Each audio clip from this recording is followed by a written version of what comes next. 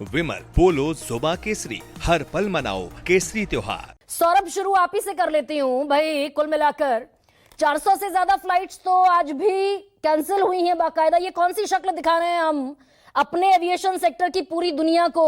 पूरा aviation sector ठप है, हम कह रहे हैं सब कुछ ठीक है, 400 फ्लाइट्स आज कैंसिल हो गई।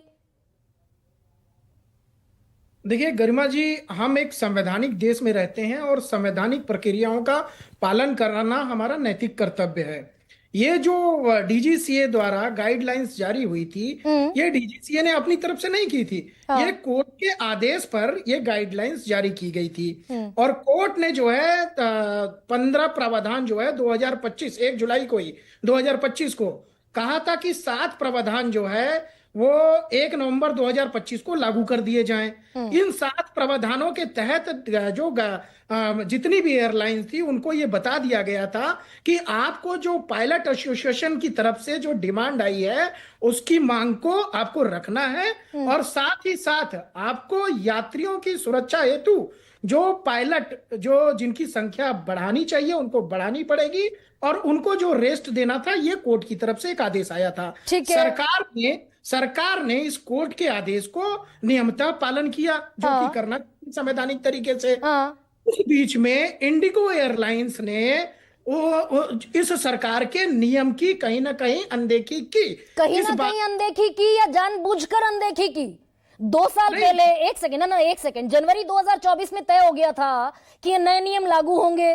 2 साल का वक्त मिला, जुलाई में पहला चरण लागू हुआ, नवंबर में दूसरा चरण लागू हुआ। क्या कहीं ना कहीं अनदेखी हुई या ये जानबूझकर हमारी सिविल एविएशन मिनिस्ट्री को ठेंगा दिखाया इंडिगो ने? नहीं, देखिए, इस देश के अंदर एक संवैधानिक तरीके से सरकार चलती है। और मुझे लगता है कि इस देश के अंदर चलने वाली कोई भी कंपनी और इतने बड़े स्तर पर चलने वाली कंपनी वो सरकार को ठेंगा नहीं दिखा सकती। हाँ, निश्चित तौर पर उससे कैसे? अरे भाई, अगर ये रूल अप्लाई हो गए होते तो 7 दिन से जो बर्बाद घूम रहा है हवाई यात्री नहीं घूमता ना। 7 दिन हो गए नहीं तो इस तो आप कह रहे ठेंगा नहीं दिखा सकती, वो खुलकर ठेंगा दिखा रहे हैं।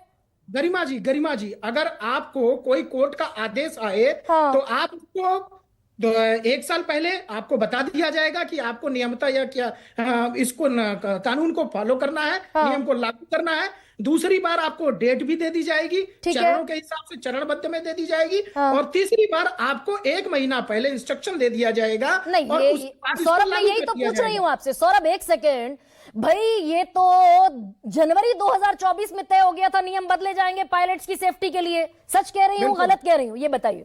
बिल्कुल सच कह रही है, बिल्कुल सत्य कह रही है। जुलाई में पहला चरण लागू हो गया था 1 जुलाई 2025। यस, तो पायलट्स की हायरिंग इंडिगो को करनी चाहिए थी। बिल्कुल करनी चाहिए थी। नवंबर में भी नहीं हुई, दिसंबर में भी नहीं हुई। 7 दिन से यात्री अभी दिसंबर के महीने में बर्बाद घूम रहे हैं। किसकी जिम्मेदारी है? देखिए, इसमें भी 2 चरणबद्ध कानून थे गरिमा जी, आपको समझना पड़ेगा। 15 प्रावधान जो है कोर्ट का आदेश था वो 1 जुलाई को लागू होना है। और जो 7 प्रावधान थे बाकी के उसको 1 नवंबर को लागू होना था।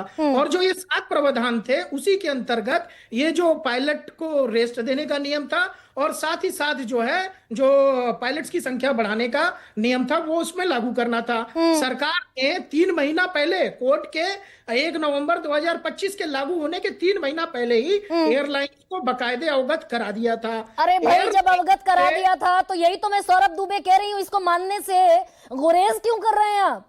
सरकार ने, डीजीसीए ने इंडिगो को बता दिया कि नियम आपको लागू करने हैं। इंडिगो ने कहा नहीं, हम करबे ही नहीं करेंगे। बिल्कुल गरिमा जी, मैं कह रहा हूं यही हुआ ना, या इससे इधर कुछ हुआ? नहीं, एयरलाइन से एक बहुत बड़ी चूक हुई है। चाहे वो अनजाने में हुई हो, चाहे जानबूझ के हुई हो। अगर उनसे चूक हुई है तो उसका दंड भी उनको भुगतना पड़ रहा है। नहीं, कहां पड़ रहा है? डीजीसीए ने चिट्ठी जारी की, इसी डीजीसीए की चिट्ठी में लिखा है, हम जानते हैं आपने नियमों की धज्जियां उड़ाई, यात्री परेशान हुए। मैं लाइन पढ़कर सुना दूं आपको। डीजीसीए ने लिखा है, सच large scale operation failures indicate significant lapses in planning, oversight and resource management.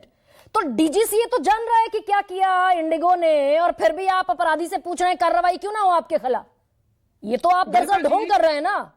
गरिमा जी, ढोंग कैसे है? सरकार अगर अपनी जिम्मेदारी के तहत काम कर रही है, सरकार अपनी जिम्मेदारियों से नहीं भाग रही है, डीजीसीए कार्रवाई करने को तैयार है, डीजीसीए खुल करके चिट्ठी जब लिख रहा है कि आपसे बहुत बड़ी चूक हुई है और हम इस पर कार्रवाई करेंगे, डीजीसीए ने चेतावनी दे दी, आज तक यात्रियों के 600-700 करोड़ के आसपास रिफंड कर दिया गया, 3000 से ज्यादा जो मिस हैंडल्ड बैगेज थे उनको पहुंचा दिया गया, जो संख्या 5 तारीख को 706 थी। मतलब हम चोर से पूछेंगे कि तुम बताओ, चोर से पूछेंगे कि तुम्हें बताना पड़ेगा 24 घंटे में कि तुमने चोरी क्यों की, नहीं तो हम आपके तुम्हारे खिलाफ एक्शन लेंगे। सरकार चोर से पूछ रही है ना।